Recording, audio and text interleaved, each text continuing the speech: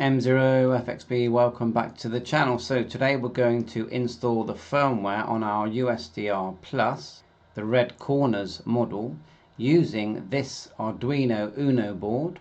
The firmware that we're going to use is by GWRDI on the right hand side. So to get that, create a new folder. So we're going to go right click, new folder, and then call it GWRDI install. Then all you do is click the green code, it says code, like so, and go to where it says zip. Just here it says zip, download the zip, it goes to your downloads folder here, click that, and then extract it to that folder. So we'll just go extract, and select the folder that we called GWA. It's all in alphabetical order. Click OK, and then just check inside that folder. We've got everything we need. Just double click it, and this is the everything we're going to need. The main one we need is this one here, USDX red corners. Okay, that's the one that we want. Next, go to this link, and I will provide all links in the description. Arduino here, just on the right, and download this program. This is going to be used to program our Arduino board to be a firmware loader and to load the firmware into the USDR. So just click here where it says Windows 10, that's what I've got. There are other options here, Linux, Mac, etc, but I'm just going to do this one here. And it does ask for a contribution. You don't have to, just download. Then it says here, just download, and there you are, you're going to get that. At the top, download and verified, and I have already downloaded it. I'll just show it you. Now when you first load it, it does sort of load up several items. So we'll just click it and run it. Just go agree and go next. Yes, agreeing everything at the moment. Of course, at your own risk. Installing. Arduino IDE has been installed on your computer. Run Arduino, finish. That's quite a sophisticated program. Remember, I'm a novice. Don't think that I'm, just because I'm making a video, that I am an expert on this. I'm definitely not. What I am willing to do is work hard to try and get my USDR working with this new firmware that Rob has made, GWRDI. So there you are, we've now got that software on our PC.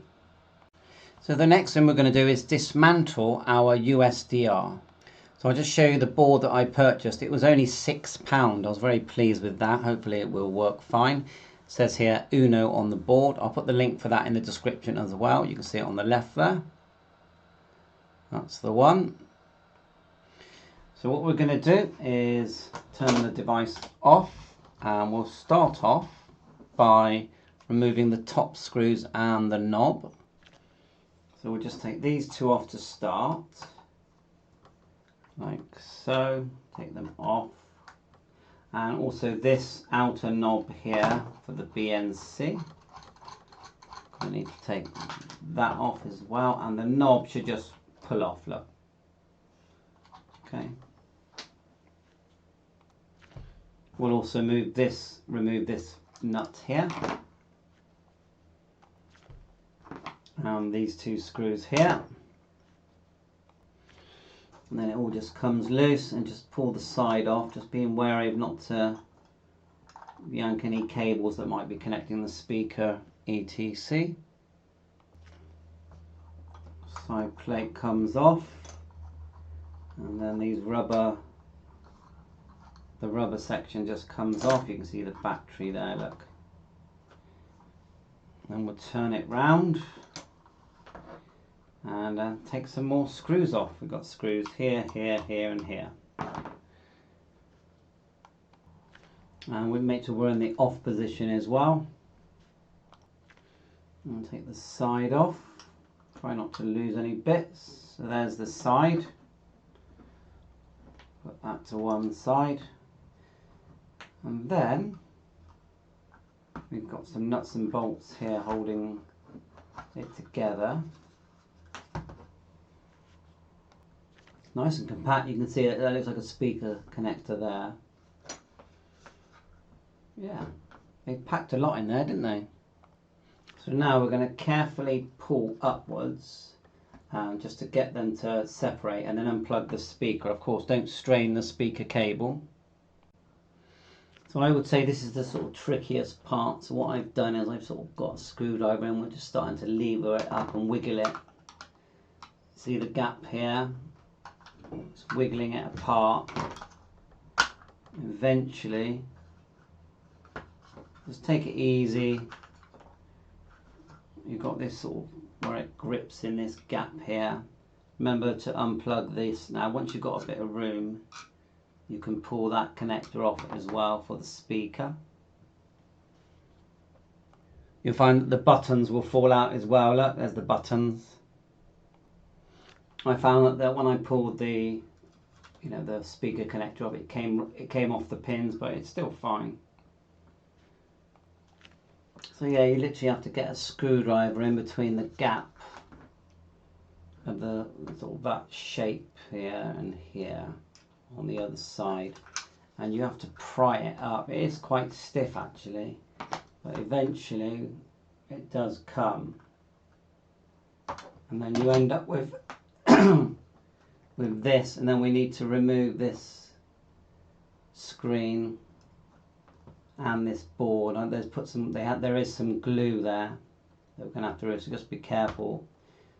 Just carefully remove the glue, and then undo the glue and undo these small bolts that you see there. Get my hand out of the way. They are. And once the boards are out of the way, you can get to the connectors, and you can leave them off while you're programming. You'll see that you've got that sort of PTT button on top. If that wasn't there, I think the whole lot would slide out. You'll find that the glue, does hinder the nuts coming off a bit. Be careful you don't knock any of these components as well. Just take your time when your fingers are near this component here, that you don't knock it off the board or any other components.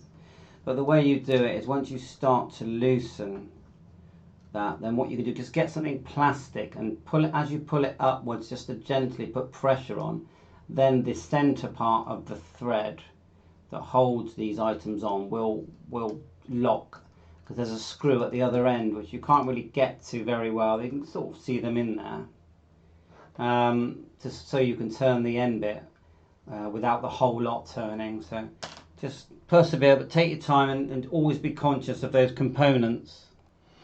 So eventually, after really fiddling for ages and getting the glue off and somehow propping the screw from underneath, you are able to lift off the switchboard, which is just 6 pins that go here, like so, and then the actual display, which you can see just here, pulls off here. Just slide that upwards.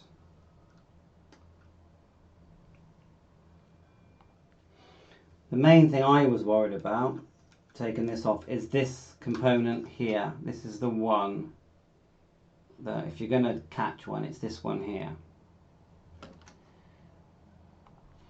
Otherwise it lifts off, and you can, everything you need to do, you can now do using connecting some pins and some wires to these connectors here. There are 6 connectors here. Hopefully just make sure you haven't accidentally turned on the device. Just make sure it's in the middle position, which is the, I'm going to get some focus here, the off position there.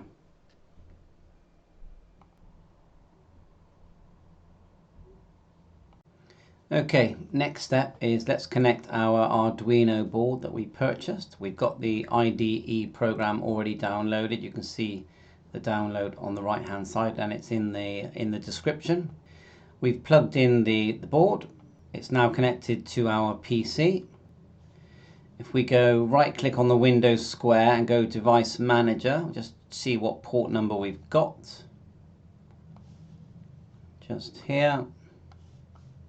Double click ports and it's COM2. You can see it there. So we know the COM number. Now let's start up the program, which is IDE. I've created a shortcut for mine. We'll just click it there and that will open up, and let's follow this procedure.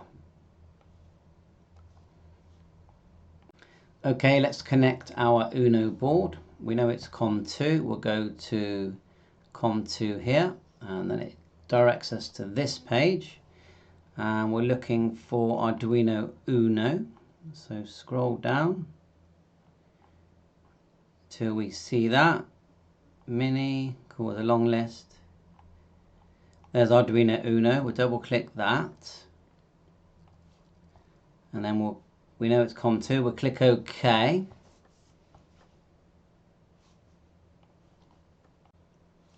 Connect the board. Then we'll go with the drop down here. Select COM2. Then we'll go File, Example. Then go down to Arduino ISP across and click that. We get this window appear. Okay.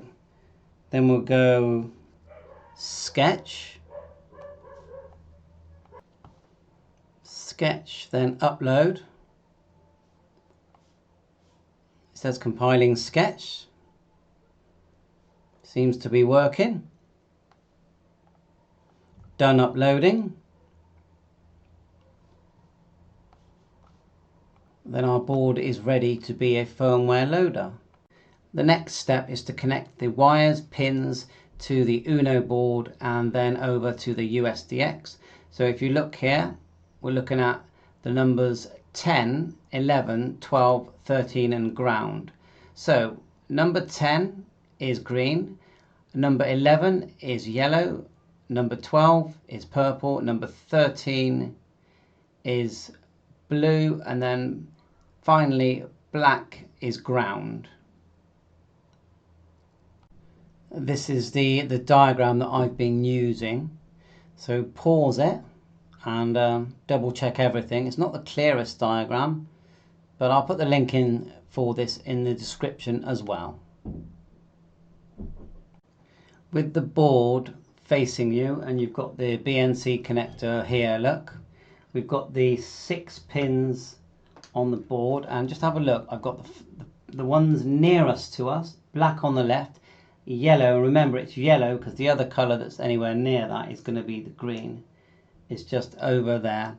And so we have an empty pin. Just check it out here, an empty pin just here before we connect the rest. So I've turned the board round so it's easier, but you can now see that we've got purple, blue and green. And the wires that I've purchased are GPIO wires. You can buy them in packs, these cables, and they, come in like packs of 20, and they're very cheap. GPIO pins or cables. Find them on eBay and Amazon. So you can see what's happening there. Now if I just turn it round the other way, completely round, you can see that on this side we've got the black and the yellow on the left, so ground. And I haven't changed what I just showed you in the previous part when we were connecting the UNO board. So in theory we're all connected up now. Let's move on to the next step. Okay, next step, double click where we installed the GWRDI software or firmware. That will open. Go to the USDX file, double click, and then double click where it says USDX red corners, and it will open up like this.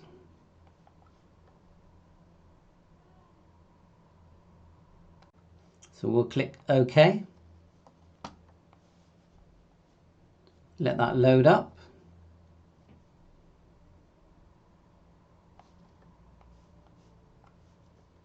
You can see it says USDX red corners there. So what I'll do, I'll scroll down and I'll just add my call sign. So scrolling down and just, you know, where you can see it here, it says, you know, wherever it says GWRDI, I'll just put M0FXB just because you're going to click it. Backspace and just go caps M0FXB. It can't be more than 6 characters apparently. So that's all I'm going to do. M0FXB. There's probably a lot more that you can do. Here I just put Andreas.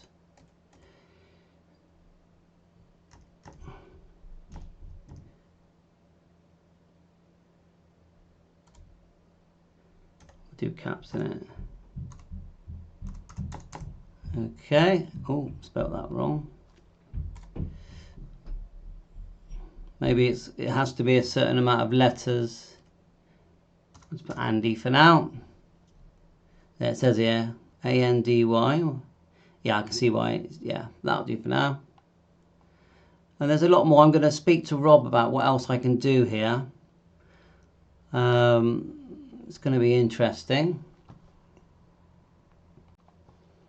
Okay, so we're now going to select my Arduino once we plug it in. So let's grab it, plug the power in. Hopefully we'll be able to select it now.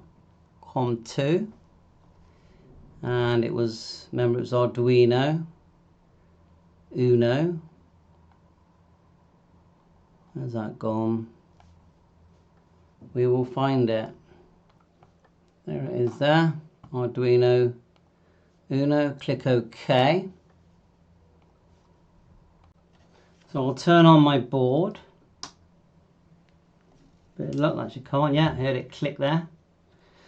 And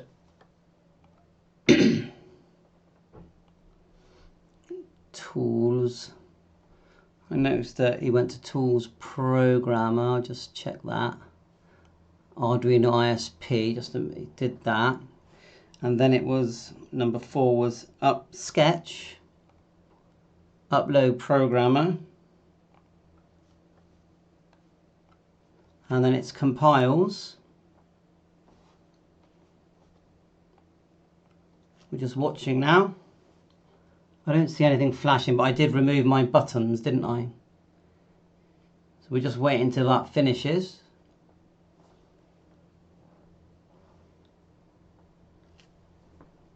And fingers crossed that this is the process. Even if I've made a mistake, you're still seeing the process.